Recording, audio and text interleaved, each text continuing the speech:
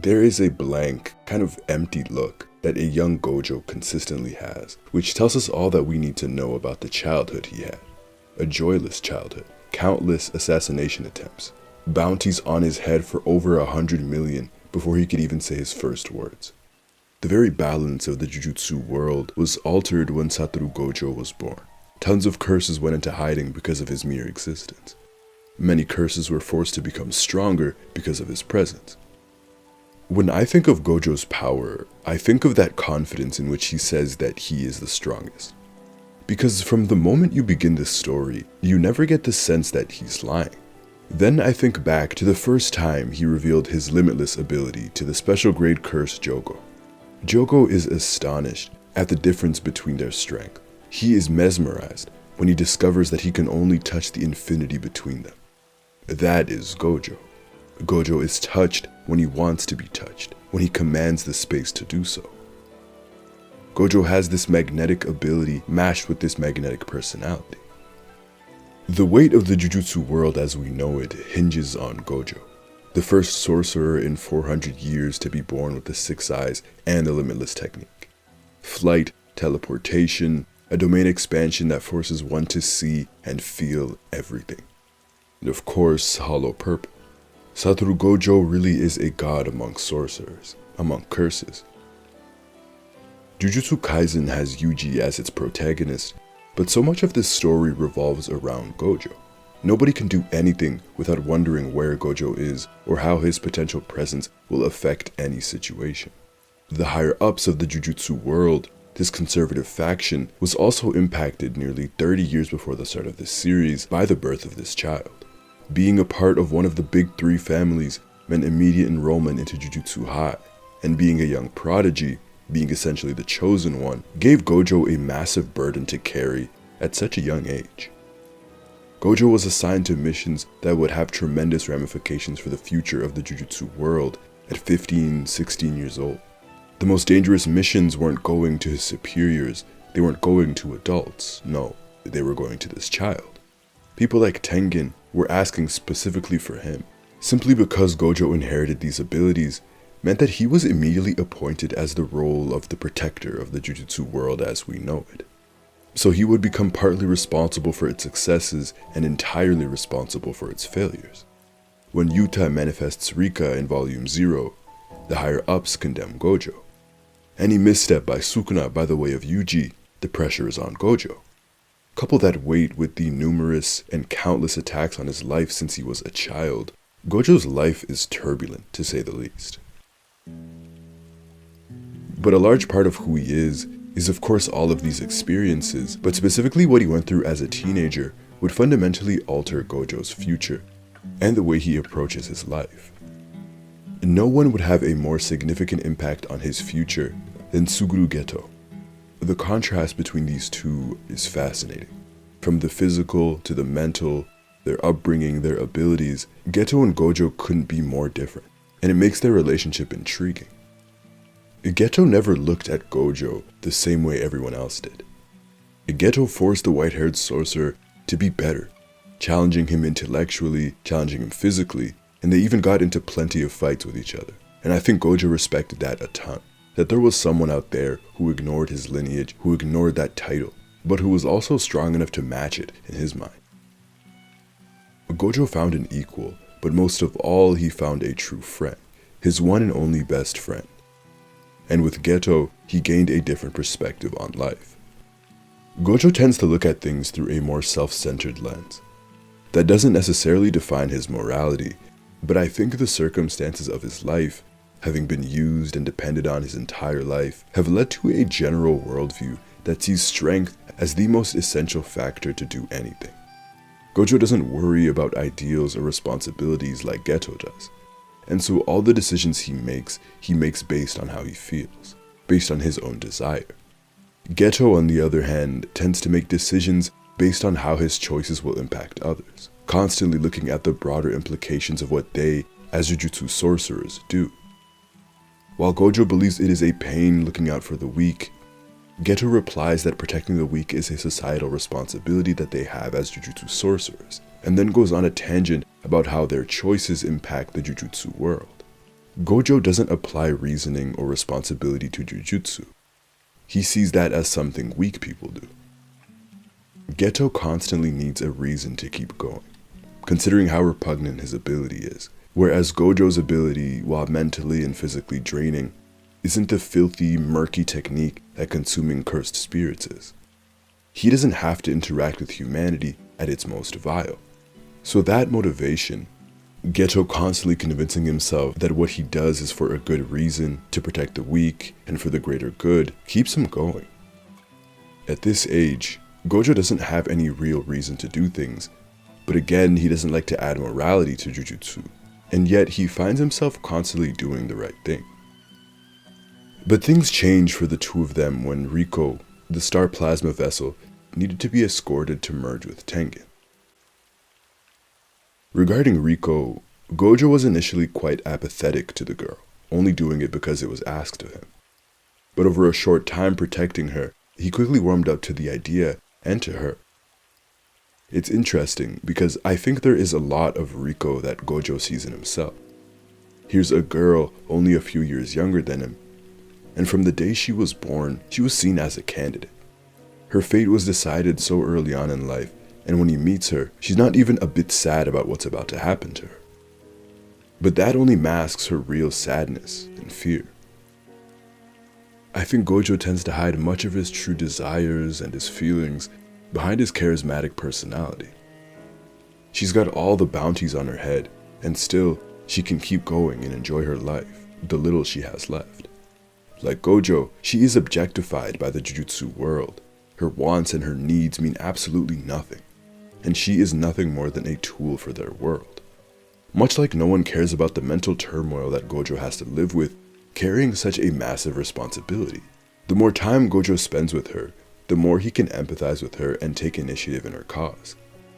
He even goes on to plan these fun days at the beach in Okinawa just for her, because he grows to see her value simply as a person. He starts to enjoy protecting the weak, even using his technique over time to protect her. This experience changes Gojo, so much so that he proposes the idea to Geto of giving Riko the choice of merging with Tengen or not, and he is willing to bear the potential consequences if she doesn't. Past the mission, past what has been assigned to them. Here we see Gojo's morality. This mission becomes a very personal one to him. Sure, he might be a self-centered individual, but Gojo cares a lot about people. He cares about this girl's autonomy, willing to even fight Tengen if it comes down to it. The two of them did all of this for some girl that Gojo couldn't even care about when this all began. But for all their strength, the two strongest sorcerers get defeated by one Toji Fushiguro, who devised a plan to target and eliminate Gojo at his weakest, a plan that ended in Riko's death. Gojo got stabbed nearly half a dozen times and was pushed to the brink of death, this 15-year-old, and he responded to that by ascending to a level above even the heavens. Moments of pure bliss and hubris, a moment that he earned through surviving death. He had to push everyone away at that moment to become the strongest sorcerer alive. He says that he is sorry that he didn't feel angry for Riko in that moment while he ascended. He didn't think about Geto. He didn't even think about Toji. It was all about himself, about becoming a god among sorcerers, and that incredible feeling. This entire event had significant ramifications for Gojo and Geto. A shared failure it was for the both of them, and each was affected differently by what transpired that day. Gojo's ascendance seemed to not only be a physical rise, but a mental one. Leaving his best friend behind, no longer able to truly understand or meet Geto mentally. Gojo alone is the honored one. And when he said it at that moment, he mentions that the feeling was incontestable with any other. He finally understood reversed curse technique, the Jujutsu world. He understood it all down to its finest detail.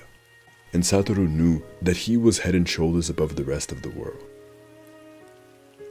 I alone am the honored one is a very different tune than the one he sang earlier on in the Hidden Inventory arc. It was only a few chapters earlier that he thought of himself and Geto as equals. We are the strongest, he said in that panel. But from this moment onwards, that title has fallen to him alone. That fear and that trauma that he went through, and then the guilt that tore him up for losing Riko, carrying her body and having all of these people cheer and rejoice at his failure, led him to run limitless almost at all times, automatically, keeping his brain fresh so that he may never get caught like that ever again. Gojo's response to that event, to his failure, was to become so strong that nothing could ever even touch him without his say-so. Geto's response to that event was much like he always responded to things. It was an extreme analysis of the situation and a re-examination of his reasons for being a Jujutsu sorcerer. Because Gojo became so powerful, he began being sent onto missions alone. So Geto had to exercise his repulsive curses alone. He was led to his own devices and left with his failure. Geto drowned in his loneliness. Gojo has always been a sorcerer for himself. Geto has always been a sorcerer for others. Both are equally selfish and selfless. Both are equally arrogant to a degree. Riko died right in front of him, and for a moment he believed Gojo had died. Still, he failed to kill Toji. What kind of sorcerer does that make him if he can't protect others? What is he doing it for then? I think it's easy to point the finger at Gojo when Geto defects. It's easy to blame Gojo's massive presence because that's what this story has always done when things go wrong. It's easy to ask why Gojo didn't save him, but at the end of the day, he became the strongest, and he was treated as such by every authoritative figure in their school, pulling the two further and further apart. The sheer surprise and shock on Gojo's face and his reaction when he hears about what his best friend had become reinforces this idea that Geto falling into the darkness was something no one could have expected, especially not Gojo, considering Geto was always this rational, reasonable individual. At least that's how Gojo saw him. Gojo sees power as the be-all and end-all in this world, but he also profoundly values Geto because he matched that power, granting them the ability to connect outside their strength. So Geto asking his best friend, "Are you the strongest because you're Gojo Satoru, or are you Gojo Satoru because you're the strongest?" disrupts that trust and that friendship that was built on something more than strength. Geto here prods at Gojo's pride and also sinks him further into his loneliness.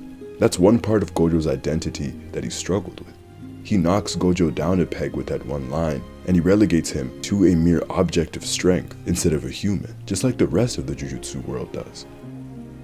Here, Gojo learns that strength is not enough to save those who don't want to be saved.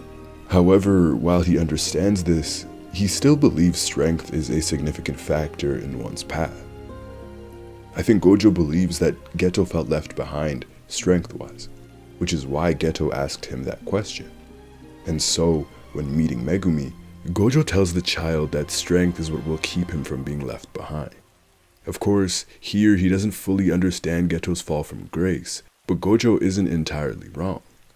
The gulf in strength between Gojo and Geto did play a part in Geto's defection, but it was only one piece of the full puzzle. Gojo can empathize with the world around him, but still it's tremendously hard for him to understand those who are not strong. He felt what losing was like, but he got his revenge. He still doesn't know what it's like to be weak. He doesn't desire to, and cannot reach those below him. He knew something changed in Geto, but was unable to determine exactly what. But that was a 15-year-old Gojo. In the decade after these events, even more growth has happened for the world's strongest sorcerer. Gojo has become a teacher. He still carries guilt for these failings. Riko, Toji, Geto. 3 events are the cause of his terrible loneliness. Being the only child of the Gojo family in 400 years to wield these abilities, of course comes with this inherent solitude. As mentioned before, the responsibility that has been bestowed on him as a mere child and then a teenager, the over-reliance on his stature, makes it hard for him to connect with people. But after losing Geto, his best friend, a void was left in his absence. Sure, Gojo has allies, but he still feels lonely at the top. No one can relate to the weight he has to bear and to the responsibilities he holds. Geto could, once. Now there is no one. And that's what it means to be the strongest. And that loss ultimately becomes the catalyst for what he does and for his philosophy. Gojo wants to nurture powerful allies, the powerful next generation, in order to change the system that has made him experience such terrible loneliness. Not only for him, but for Geto too. After a decade, he clearly understands that loneliness led Geto astray. The loneliness was simply too much. For himself, strength, natural prodigious talent aside, at the core of it all, Gojo was a kid thrust into the world of adults, and he paid the price for it.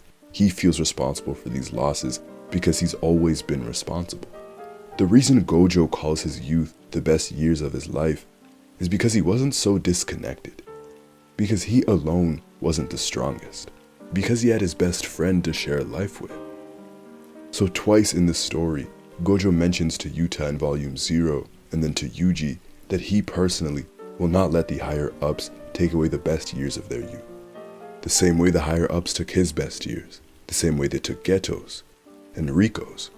Those three events, those three losses, haunts Gojo's best years. Guilt haunts it.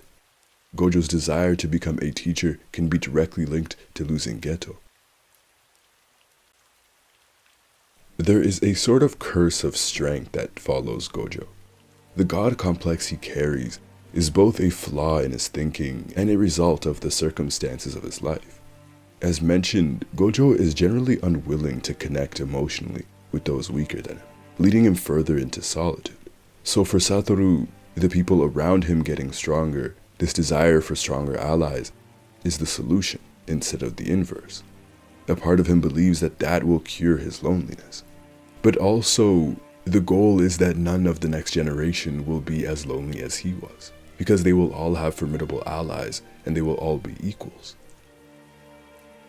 An argument can be made that Gojo's belief that no one can truly understand him is simply a barrier that he created to not allow anyone in.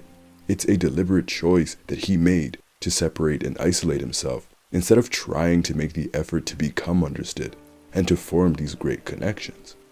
At the same time though, because Gojo's life has been filled with people trying to attack or deceive him in one way or another, because his life has been void of sincerity, especially before and after Geto, perhaps this barrier has naturally created itself, emotionally for Gojo, to protect himself.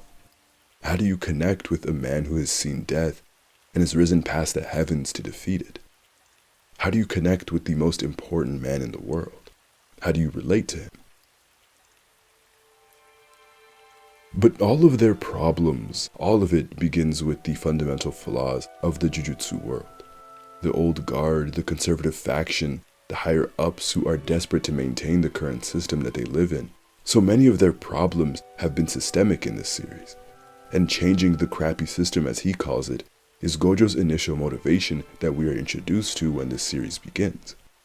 The higher-ups are all idiots, he says. Their failures are as clear as day in this series.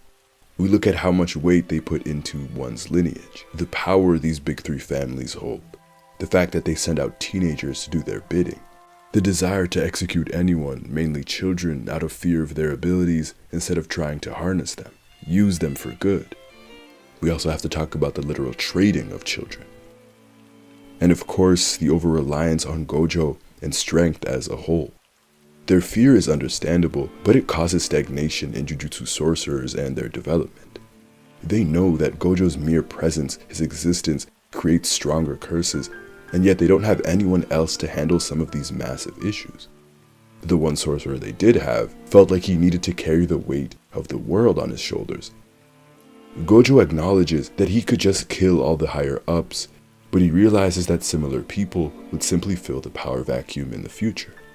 He believes that the next generation needs to be given the tools to take their destiny and their fate into their own hands. They need both the strength and the intelligence to do so, and Gojo is providing that. He does still think that strength is the be-all end-all, but he has also found allies with good hearts and who are intelligent.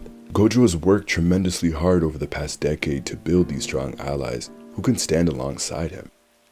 And still, it's sad for a man who's been so alone for so much of his life. When the allies he dreamt of having are now here holding their own, he's locked away in the prison realm, unable to see it. And the very last thing he saw was the one person who could alleviate his loneliness, alive once again. What a cruel joke, right? His reaction animated here makes it so much more heart-wrenching. Gojo knows Geto can't be alive, and yet just hearing his best friend's voice completely froze the sorcerer. Gojo then smiles and reminisces on their time together, his one and only best friend. Gojo and Geto did everything together. Throughout the hidden inventory arc, the two are basically inseparable. Basketball, on the cell phones, the drinks. This is that friendship that Gojo misses in that split second, the companionship he yearns for. Gojo's story has been one of great strength, but hidden underneath all that talent is a great deal of sadness. Gojo is the most powerful sorcerer alive, and yet powerless when it came to saving those he loved most. Gojo is defined by his great strength, but Gojo's story is one of great tragedy and even greater loneliness. What a cruel joke indeed.